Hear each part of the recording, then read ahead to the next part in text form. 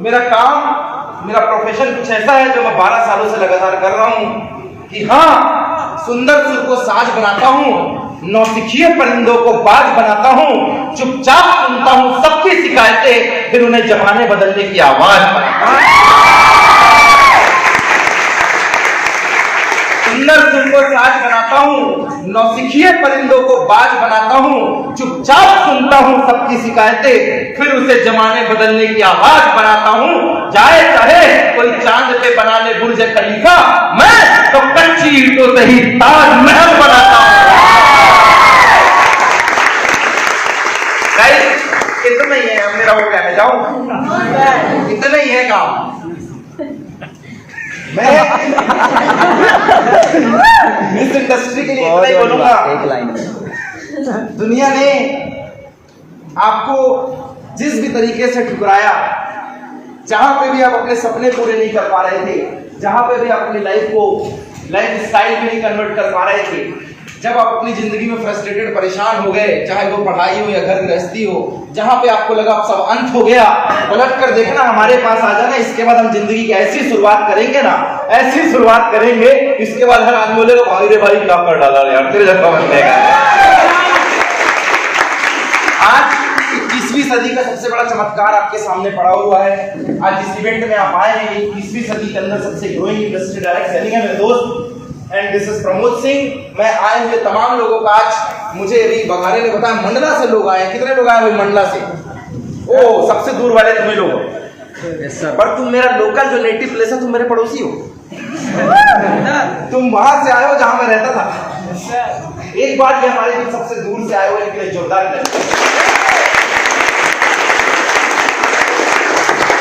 वसूल करवा दिया रहो तुम्हारा। आज जगह जगह से लोग आए हुए हैं। एक बात, ये कोई पैसा देकर बुलाई हुई भीड़ नहीं है, ये तो पैसे लगाकर आई हुई भीड़ है। उल्टा है यहाँ पे, ये पैसा देकर बुलाई हुई भीड़ नहीं है, पैसे लगाकर आई हुई भीड़ है। मेरे दोस्त, जब आदमी अपना सब कुछ दांव पे लगाने को तैयार हो जाता है तो समझ जाना रेस कुछ बड़ी होने वाली है। जब सब कुछ दांव पे लग जाए और फिर किसी चीज को पाने की हसरत बढ़ जाए तो समझ जाना रेस बड़ी होने वाली है। और रियल मैं बोलता हूँ 40-45 मिनट मैं कोई बहुत बड़ा बिरला साहब जैसा मोटिवेशनल स्पीकर नहीं हूँ, मैं माहेश्वरी जैसा, मेरा संदीप सर जैसा मेरा ब्रांड नहीं है, मैं यूट्यूब या रील्स में उतना फेमस नहीं हूँ जितना मैं लोगों के घर के अंदर फेमस हो चुका हूँ।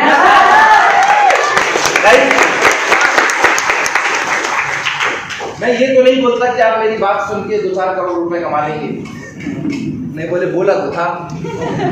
मैं ये तो नहीं बोलता कि तुम बात सुन के बहुत बड़े मोटिवेशनल स्पीकर बन जाओगे, बहुत सारे पैसे अर्न कर लोगे, बहुत अच्छी लाइफ स्टाइल हो जाएगी। पर मैं इतना जरूर बोलता हूँ, इस ग्रेट सिस्टम और 40 मिनट की टॉक होगी तो आपको ये महसूस होगा कि आपके बीच से ही एक बंदा आपके लिए बातें कर रहा है और आप वो कर जाएंगे जो आपके समाज और आपके आसपास लोगों ने कभी नहीं किया होगा। मेरे दोस्त, कभी नहीं किया।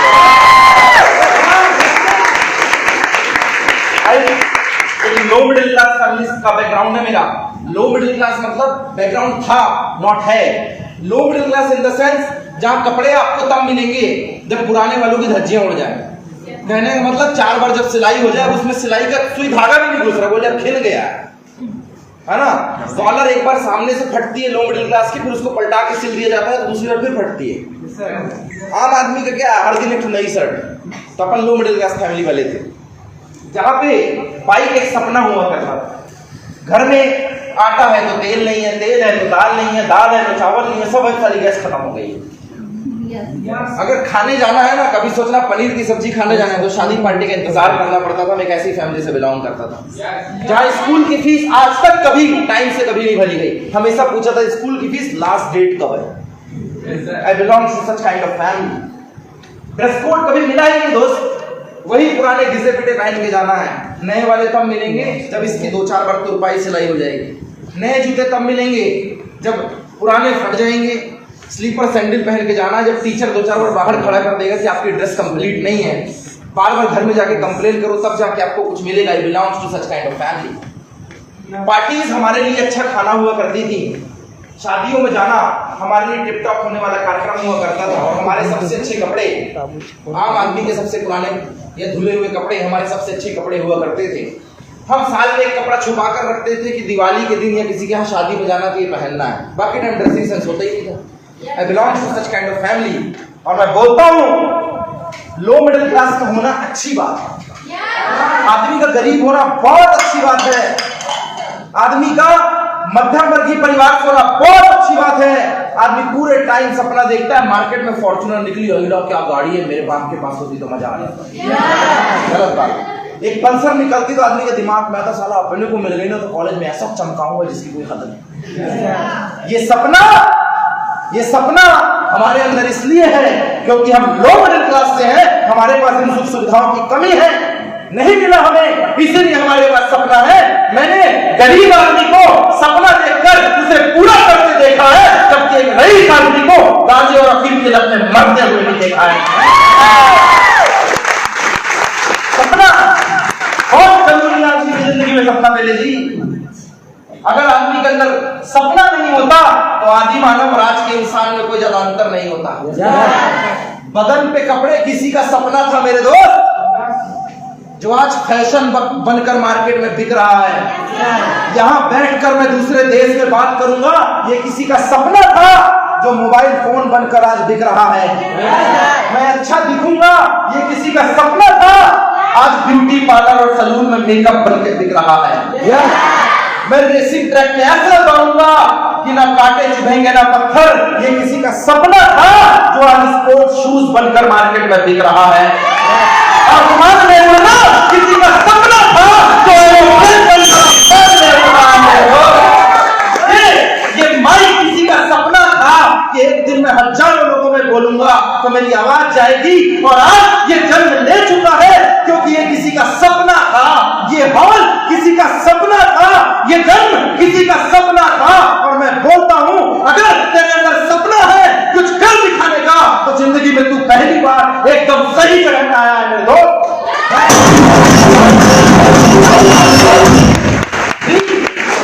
आदमी के अंदर सपना नहीं है, लेकिन इंसान और एक जानवर में कोई फर्क नहीं हो सकता दोस्त। वो कोई नौकरी नहीं करता है, वो करता है फिर भी उसे खाना मिलता है। हम दिन भर नौकरी की तलाश में और साला उसके बावजूद पनीर खाने को तरस रहे हैं। जानवर कोई नौकरी नहीं करता फिर भी भगवान ने उसको खाना दिया हुआ है। क्या मैं सही बोल रहा हूँ? चिड़िया कोई नौकरी नहीं करती है फिर भी उसे खाना दिया हुआ है, और एक हम है जो सुबह से शाम तक परेशान है। There is a single difference, that is a dream। एक इंसान और एक जानवर में सिर्फ एक सपने का अंतर था। ये सपना तो था जिसने एरोप्लेन बना दिया, ये सपना ही था जिसने जहाज बना दिया, ये सपना ही था जिसने म्यूजिक सिस्टम बना दिया, ये सपना ही तो था कि दो लोग मिले और मेरे और तुम्हारे जैसे एक जिंदगी का सृजन हो गया, एक विकास हो गया। ये सपना ही तो था कि कल भीड़ में बैठकर सुनने वाले बंदे आज स्टेज की शान और शौकत बन गए मेरे दोस्त।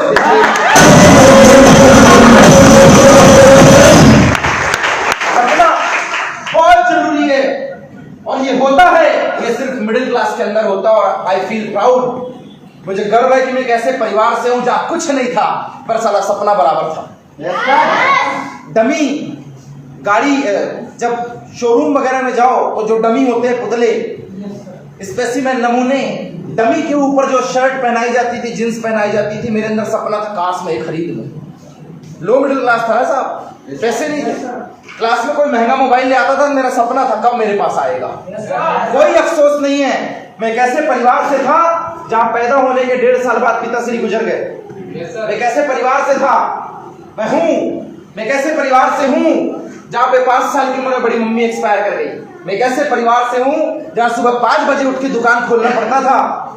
सुबह 5 बजे उठ के दुकान खोलो, सारी नाश्ते की चीजें बनाओ, 10:30 साढ़े 10 बजे स्कूल के लिए भागो, 5 बजे स्कूल से आओ तो घर नहीं जाओ, वापस अपनी दुकान में बैठो, भाई इंतजार कर रहा होगा, 11 बजे दुकान का शटर गिराओ, इसके बाद जाके अपना सेशनल असाइनमेंट पूरा करो, 12:30-1 बजे सो और 5 बजे उठ के फिर धंधे पे जाओ।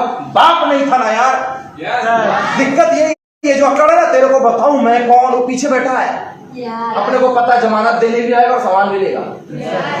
वो नहीं था ना यार, दिक्कत ये थी। पर एक चीज का गर्व है, अपने पास सपना था। Yes sir. मेरे को करना है, भले पिताश्री नहीं है या नहीं कर पाए, पर मेरे को करना है। वो सुबह 5 से लेकर रात को 11 बजे तक का स्ट्रगल, और काम क्या, ये जो गुमटी चौराहे में जो होटल लाइन होती है ना, यही बंदा हुआ है। कोई बहुत हाई फाई फैमिली ऐसी जगहों से नहीं आया मैं, ये चाय के ठेले लगाते हैं, यही था मैं। मेरा पैतृक बिजनेस है चाय बेचना। वो तो आज लोग बोलने लग गए हैं, चाय वाला प्रधानमंत्री भी बन सकता है, चाय वाला प्रफुल्ल विल्लोरे MBA चाय वाला भी बन सकता है, चाय वाला चाय सुट्टा बार वाला भी बन सकता है। नया डायलॉग है, चाय वाला डायरेक्ट सेलिंग का किंग भी बन सकता है।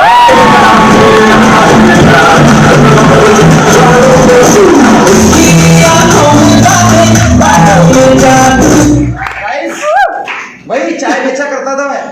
5 रुपए की चाय में मैंने अपना भविष्य देखा था, पर वहां भी सपना था। जब चाय बेचता था दिमाग में आता साला फ्रीजर आ जाएगा तो ज्यादा पैसा आएगा। कोई मिठाई लेके चला जाए 1 किलो 200-250 रुपए आ जाएंगे। 5 रुपए के समोसे में फ्यूचर देखा करता था कि कोई मटर के साथ लेगा तो 15 रुपये मांगूंगा उससे। मैं वहां पर भी अपना करियर देखा करता था कि बस इस दुकान को बड़ा करना है। काजल की कोठरी में रह के आदमी काला हो ही जाता है भाई। मुझे लगा इस दुकान को बड़ा कर लूंगा तो यही मेरी लाइफ सेट हो जाएगी।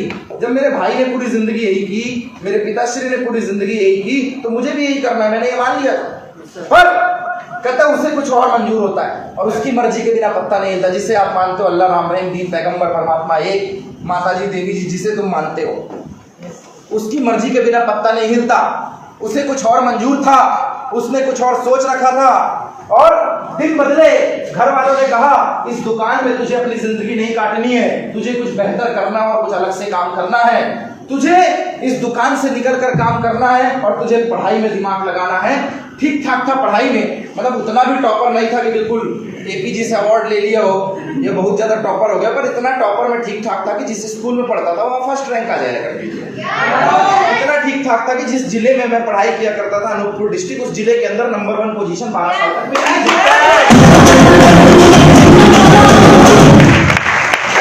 इतना भी पढ़ाई लिखाई में बहुत अच्छा नहीं था कि बिल्कुल एकदम ओलंपियाड निकाल लिया हो, मैं साइंस वैज्ञानिक बन गया हूँ, रिसर्च कर लिया हूँ, इतना अच्छा नहीं था। लेकिन हाँ, जब 11th-12th में पढ़ता था, जब 10th में पास आउट हुआ था, तो 500 में 451 नंबर आए थे। दैनिक भास्कर में फोटो छपता है कि इस बंदे ने मध्य प्रदेश में टॉप 10 लगाया, तो उसमें से एक नाम मेरा भी था। इतना मैं ठीक ठाक था पढ़ाई में,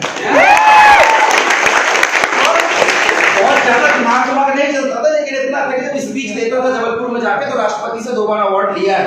इतना ठीक ठाक। जब खेलकूद की बात, जब चाय वाला बंदा खेलकूद तो हो ही नहीं पाता था, कभी कभी पहुंच जाता था ग्राउंड में। क्रिकेट का बैट तो मैंने कभी पकड़ा नहीं है। हाँ, खो खो हम लोगों ने खेला था, तो उसमें स्टेट लेवल में चैंपियनशिप मेरी टीम ने जीती थी, मैं कैप्टन था उसकी।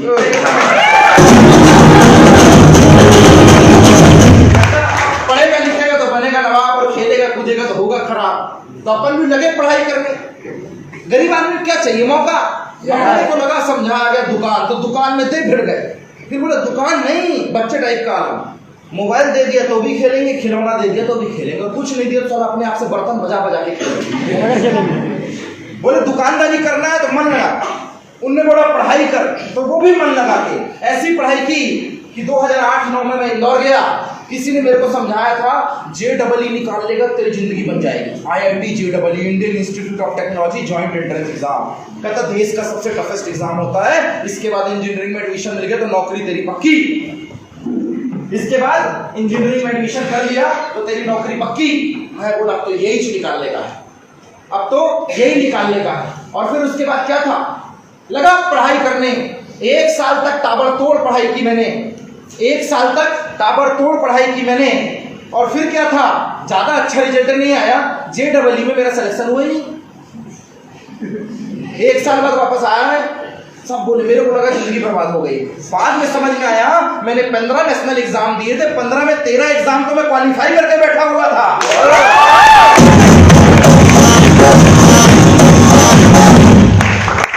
और कहते ना उसको जो मंजूर होता वो तो उसकी मर्जी के बिना पत्ता नहीं हिलता। तो जितना मर्जी पेड़ हिला ले, वो हिलाएगा तो बहुत भयंकर हिलाएगा। एक एग्जाम में मैं गया नहीं, सबके घर वाले बोलते हैं ये वैकेंसी है, एक फॉर्म भरो, ये वैकेंसी है, एक फॉर्म भरो। मेरे घर वाले हाथ जोड़ता हूँ, एक को फॉर्म नहीं भरने का, क्योंकि मेरा फॉर्म का कीमत होता 3000 और मैं सेंटर लेता दिल्ली, 5000 आने जाने का खर्चा, 2 पैसा बहुत फॉर्म भरवाते हो। आईटी फॉर्म 2000, सेंटर लेता था मैं इंदौर, 5,000 रुपये आने जाने का, रिजर्वेशन करवा के अलग दो।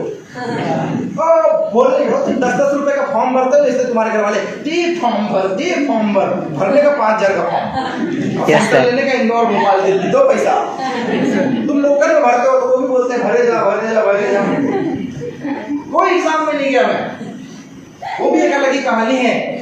लेकिन दोस्त, एक दिन था मध्य प्रदेश के one of the most reputed college TIT Bhopal, Hindustan में आज भी टॉप 50 के अंतर्गत उस कॉलेज का नाम आता है। हाईली रेपुटेटेड कॉलेज में मैंने एडमिशन लिया by the exam MPPET, Madhya Pradesh pre engineering test होता है, उसमें भी 92.92 मार्क्स थे। उस एग्जाम के लिए जब मैंने एडमिशन लिया मेरे घर वाले बोला अब एक भी फॉर्म नहीं भरने, अभी इस कॉलेज में इंजीनियरिंग की तरह कंप्लीट होना चाहिए 4 साल। फिर मेरे को किसी ने बता दिया, बोला रास्ता बच्चों को जो मिला उधर दौड़ गए। मुझे किसी ने बोला RGPV यूनिवर्सिटी टॉप करोगे तो 3 लाख रुपये मिलेगा। मैं बोला ये पैसा कमाने का बड़ा जुगाड़ लगा पढ़ाई करने के लिए, यूनिवर्सिटी टॉप करना है। और कहते ना उससे कुछ और मंजूर था। इधर मैं पढ़ाई करना चालू किया, टारगेट अपना था यूनिवर्सिटी टॉप करना है। अरे उधर नहीं देखने का, पलट तेरा ध्यान किधर है, हीरो इधर है।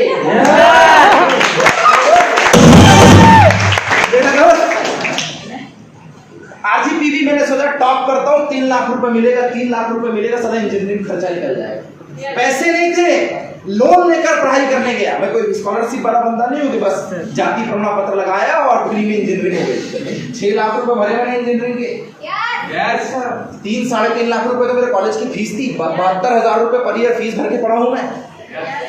Technocrat institute of technology and science, बहुत बड़ा नाम है, बहुत बड़ा ब्रांड है, पर क्या करूँ 6 लाख लगा, 10,000 की गारंटी ले दी मेरे कॉलेज में। तभी तुम्हारे सामने आके बोल रहा हूँ। दोस्त टीआईटी में एडमिशन ले लिया, टीआईटी में एडमिशन ले लिया और टीआईटी में एडमिशन लेने के साथ में मैंने पढ़ाई की RGPV टॉप करने की। लेकिन उससे कुछ और मंजूर था। जब मैं कॉलेज में पहले दिन पहुंचा तो अपनी आदत है आगे बैठने की। मैं आगे बैठने के लिए बैग रखा था, एक बंदे का मैंने बैग उठा के पीछे कर दिया, मैं बैठ गया। एक 5 फीट 4 इंच का आदमी आया, बताओ ये मेरी सीट है, दिखाई नहीं देता। हम बोले क्या बे बैग रखने में सीट हो जाती कहते। वैसे ही थोड़ा लट मार, मेरी हाइट पर्सनालिटी इंजीनियरिंग लाइफ से ही ऐसी है, मुंह से कम इधर उधर ज्यादा बात करता था। जब आप टॉपर होते हैं तो आपके अंदर कोई डर नहीं होता। कॉलेज तो टॉप करना ही है, बाकी तो कोई लफड़ा नहीं है। वो 5 फीट 4 इंच का आदमी अड़ गया, कहता है हिसाब से थोड़ा, मैं भी पढ़ने ही आया हूँ, मैंने सीट बुक की है तो मेरी हो जाएगी। हम बोले बैग रख देने से सीट हो जाती, कल को तू घर में बैग रख देगा तो बोलेगा घर मेरा। हम बोले चुपचाप पीछे निकल, कहता नहीं बैठूंगा तो ये किचकिच हुई, कॉलर पकड़ लिया बंदे ने। हम बोले थोड़ा हिसाब से हाइट देख रहा है अपनी, जोर से दबाऊंगा तो जमीन में 5-2 है, 5-2 भैया। उसके बावजूद नहीं माना, सब लोग आए, पूरे लोगों ने लड़ाई छुड़ाई, ऊपर से बिहारी लड़ाई छुड़ाई। दूसरे दिन बोलता है शाम को मिल, तेरे को बहुत अच्छा जुगाड़ बताता हूँ। बोले माथे में कुछ लिखा हुआ जो बुलाया और मैं चला आया। सर तीसरे दिन कॉलेज में आके बोलता है शाम को तेरे को बुलाया, तू आया नहीं। हम बोले हद है, यही बता दे जो बताना है, यही समझ लेता हूँ आज तेरे को मैं। कहता नहीं वो बाहर ही बताने वाली चीज है। मैं समझ गया आज ये सूटने वाला है मेरे। मैं भी बैग में पंच लेके घूमने लग गया, ये पंच सब कॉलेज में चल रहा है। 2-4 दिन बाद मेरे घर आ गया, 2-4 दिन बाद मेरे घर आके कहता तू नहीं आता, मैं तेरे को लेने आया हूँ। मैं भी हैरान, मेरे दोस्त भी हैरान। सबको पता था कि लड़ाई हुई है इसकी, कॉलेज में खूब सिर फटने वाला है। मेरे दोस्त वो भी एक दिन था, मेरे को लेकर गया। मैंने दोस्तों को बोला था हर 10 मिनट में फोन करना, उठा के बताते रहूंगा ओके। अगर नहीं उठाया तो समझ जाना या तो मैं उसको तोड़ रहा हूँ, नहीं तो वो सब मिलके मेरे को तोड़ रहे हैं। मैं 1-1.5 घंटे तक फोन ही नहीं उठाया। रात को आया, मैं शाम को लेकर गया था, रात को आया 2-2.5 घंटे बाद, 10-10:30 का समय रहा होगा। अब मैं मेरे दोस्त को बोल रहा हूँ क्या बात बताई रे बाबा, वो मेरे सिर की तरफ देख रहा है, बहुत मारा है तेरे को। मैं उसको बोल रहा क्या गजब की चीज बताई भाई, जिंदगी बदल गई। मेरे को लगा मारपीट है, मेरा दोस्त बोलता है तू टेंशन मत ले, कल अपन कॉलेज में समझ लेंगे साले को, टेंशन मत ले। मेरे दोस्त मैं उससे समझा रहा था कि ये मारपीट नहीं है, वो कह रहा था ठीक है, कोई अपनी वाली को नहीं बताता कितनी बड़ी है। जिसे वो मारपीट समझ रहा था, मेरा रूम पार्टनर जिसे मारपीट समझ रहा था, जिसे लग रहा था कि मेरे सिर में पड़ी हुई है, मेरे दोस्त वो मारपीट नहीं थी। 1993 के जख्मों को भरने के लिए, जिंदगी में नए आयाम के लिए, गरीबी से अमीरी के लिए, नए सवेरे के लिए, जिंदगी में आयाम के लिए, जिंदगी में नए सवेरे के लिए, मध्यम से हाई क्लास में ले जाने के लिए 5 फीट 4 इंच के राहुल कुमार ने 5'11" के प्रमोद को